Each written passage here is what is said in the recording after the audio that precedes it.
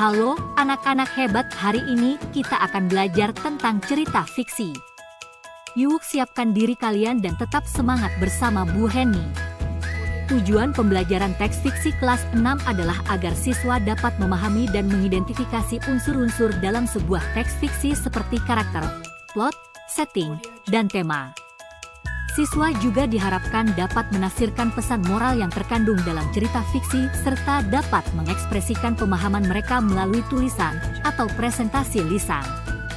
Tujuan lainnya adalah untuk meningkatkan kreativitas dan imajinasi siswa dalam mengekspresikan ide dan emosi melalui tulisan fiksi.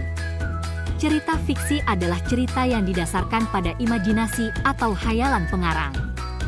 Biasanya, cerita fiksi memuat tokoh-tokoh yang fiktif dan setting yang diciptakan oleh pengarang. Cerita fiksi dapat berupa novel, cerpen, atau karya sastra lainnya yang tidak didasarkan pada kisah nyata.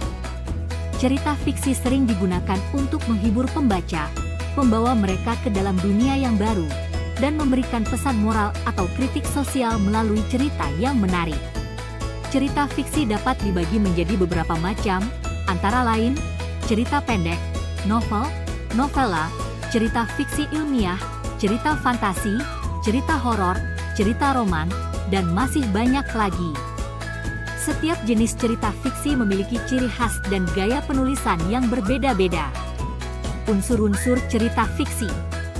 Unsur cerita fiksi biasanya terdiri dari karakter, setting, plot, tema, dan gaya bahasa.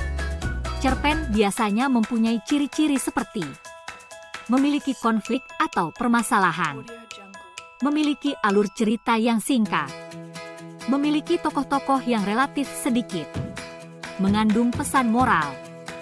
Umumnya memiliki struktur yang terdiri dari pendahuluan, isi cerita, dan penutup.